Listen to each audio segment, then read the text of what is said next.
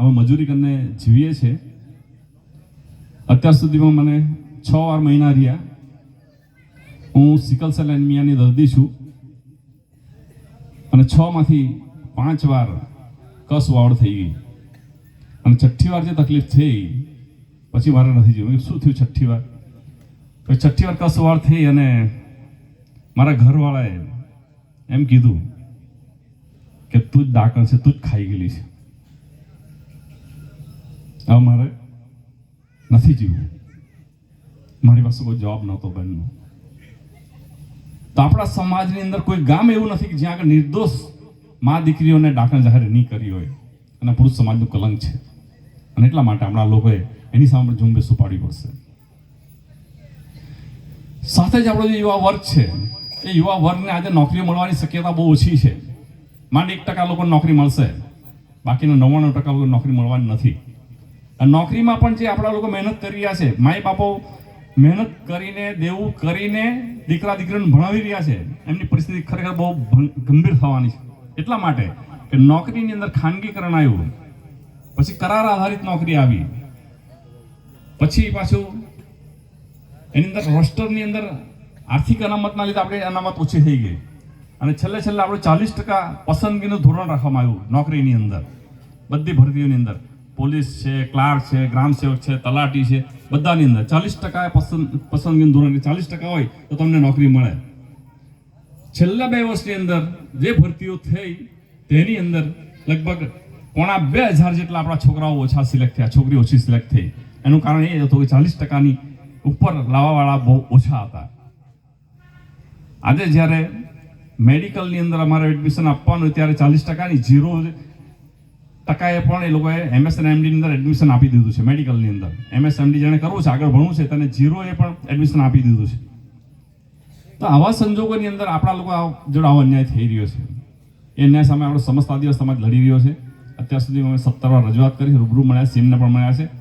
પણ જ્યાં સુધી આપણો સમાજ સંગઠિત નહીં થશે, તમામ આપણી જ્ઞાતિઓ, આપણા મંડળો એક નહીં થશે, ત્યાં સુધી આપણને આવા ન્યાયો થતા જ રહેશે. આપણને કોઈ ગણતું નથી. આપણને ગાંધીનગરમાં પણ કોઈ ગણતું નથી અને દિલ્હીમાં પણ કોઈ ગણતું નથી. અમે અત્યારે પરમ દિવસે દિલ્હી જવાના છીએ આપણી રજૂઆત કરવા માટે. પણ આપણા સમાજની પરિસ્થિતિ બહુ અઘરી છે. આપણે તો દેશના મૂળ માલિક, પણ આજે આપણે ભિખારી કક્ષા આવી ગયા છે. ચારણ રબારી ભરવાડ જેવા જે બોગસ છે, જે આદિવાસી જ નથી, તે લોકો આપણા હજારો હક્કો લઈ રહ્યા છે. અત્યારે ઓછામાં ઓછી આપણે 1 લાખ જેટલી નોકરીઓ ખોટા સર્ટિફિકેટ ધરાવનારા ચારણ રબારી ભરવાડ જેવા લઈ રહ્યા છે, છતાં પણ આપણે એને કાઢી શકતા નથી. તો આ સમાજની બહુ મોટી કરુણતા છે. આપણે 65 વાર રજૂઆત કરી છે. તો આ પ્રકારની રજૂઆતો આપણે આદિવાસી તરીકે કોઈ ગણતું નથી આપણને. એટલા માટે આ તકલીફ થઈ રહી છે. અને એટલા માટે આપણા માટે મોટી ચેલેન્જ એ છે કે આપણા લોકોએ સંગઠિત થવું પડશે. ગામે ગામ, ફળીએ તમામ જાતિઓ, તમામ આદિવાસી કુકણા, ધોડિયા, ચૌધરી નહીં, પણ એક આદિવાસી તરીકે આપણા લોકોએ એક થવું પડશે. ત્યારે આપણે આપણા હક્કો નવી પેઢી માટે બચાવી શકશું. અને જો આપણે એક નહીં થશું તો આપણા માટે પરિસ્થિતિ ગંભીર છે ને એકદમ ગંભીર છે. નોકરીમાં તમને ભાગ્યે જ કોઈ લેવાનું છે, એટલું લખી રાખજો.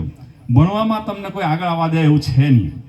અને છેલ્લે આપણી જે જમીન, જે આપણો અસ્તિત્વનો આધાર હતો અને જેના આધારે આપણા લોકો સમાજ પેઢી દર પેઢી ટકી રહેલો છે, એ જમીન પણ આજે જોખમમાં છે.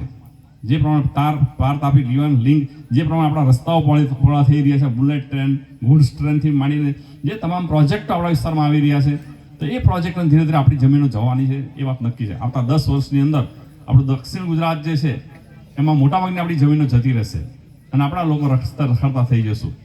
અને જ્યારે વિકાસ થાય છે ત્યારે લોકોને સારું લાગે શરૂઆતની અંદર કે ચલો આ તો રસ્તો 4 લેન 6 લેન એટલા મોટો પહોળા રસ્તા થઈ ગયા. પણ જ્યારે આટલા મોટા પહોળા રસ્તાઓ બને છે, જ્યારે મોટી મોટી યોજનાઓ આવે છે, ત્યારે બહારના લોકોનું પ્રમાણ વધી જાય છે આપણા વિસ્તારની અંદર. અને બહારના લોકો જ્યારે આપણા વિસ્તારમાં આવે છે, સેલવાસની અંદર પહેલા 90% આપણા લોકો હતા અને આજની તારીખે ખાલી 45% લોકો સેલવાસમાં રહી ગયા છે. સુરતની અંદર અસલ સુધીઓ ખાલી 5% છે, અત્યારે 95% લોકો બહારના લોકો આવીને વસી ગયા છે. એ જ પરિસ્થિતિ. આપણે જો જાગૃત નહીં રહીશું, આપણે જો સંગઠન બનાવીને લડત નહીં આપશું તો આપણી જમીનો પણ જવાની છે. અને એટલા માટે આપણા લોકોએ ખૂબ જ જાગૃત રહીને આપણા લોકોએ એક થવાની જરૂર છે.